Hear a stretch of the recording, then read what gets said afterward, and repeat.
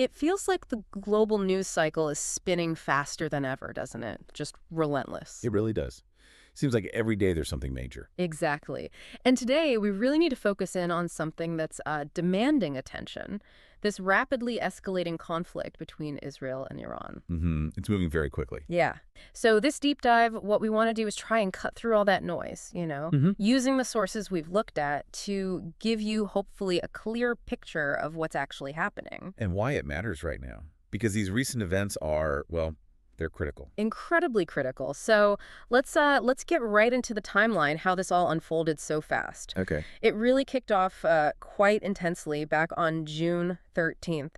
That's when Israel launched these heavy airstrikes. Right, on multiple Iranian sites. Not just military, but nuclear, too. Precisely. They specifically targeted the reactors Arak and Natanz, which are pretty central to Iran's whole nuclear program. Yeah, that's a major signal, hitting the core infrastructure like that.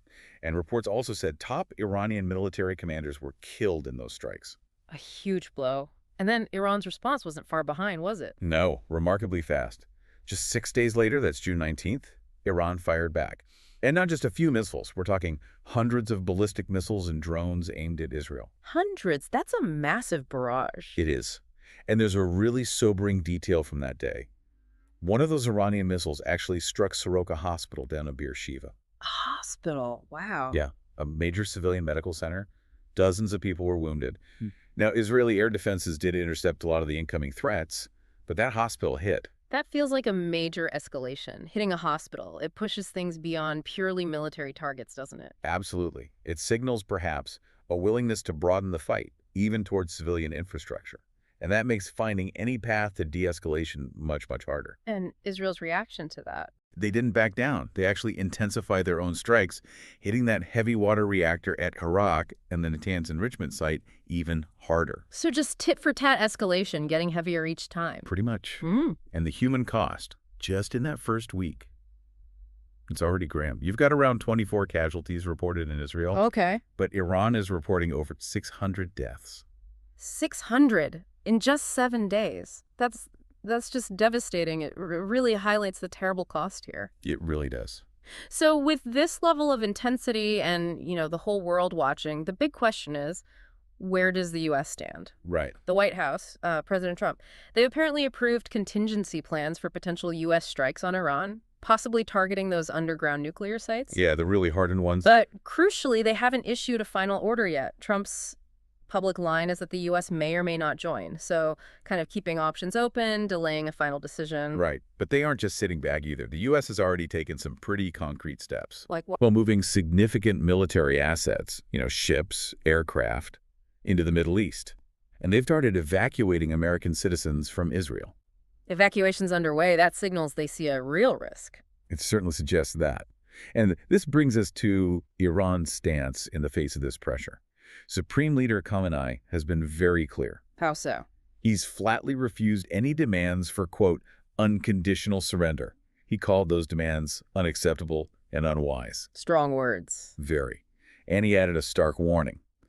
Direct U.S. military involvement would cause, in his words, irreparable damage and risk a much wider war. Irreparable damage. That sounds like more than just political rhetoric, doesn't it? It sounds like a really serious line in the sand, almost existential. I think that's exactly how it's intended. It suggests that from Tehran's perspective, U.S. intervention wouldn't just be fought back against. It could trigger an escalation that fundamentally changes the region. It's a warning about actions that, well, can't be taken back. And this isn't just contained to Israel and Iran, is it? We're seeing the effects spread. Oh, absolutely. Countries like Australia, New Zealand, the EU nations, they're all evacuating their citizens too, alongside the U.S. Yeah. It shows the broader concern. So what about diplomacy? Is anyone trying to pull this back from the brink?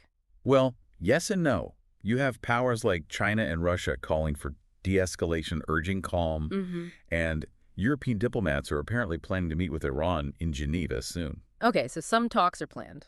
Yes, but, and this is a big, but the broader nuclear negotiations, the ones that have sometimes offered an off-ramp in past crises, Yeah. they remain completely stalled, frozen. So the main diplomatic toolkit, the sort of established channel for dealing with the nuclear issue and easing tensions, it's just not functional right now. Exactly. That deadlock means those usual pathways for resolving these really complex issues, They just aren't available at the moment, which, makes the whole situation feel even more precarious. Yeah. There are no easy outs here. Okay, so let's just quickly recap where we are. Israel is ramping up strikes on Iranian nuclear and military targets. Right.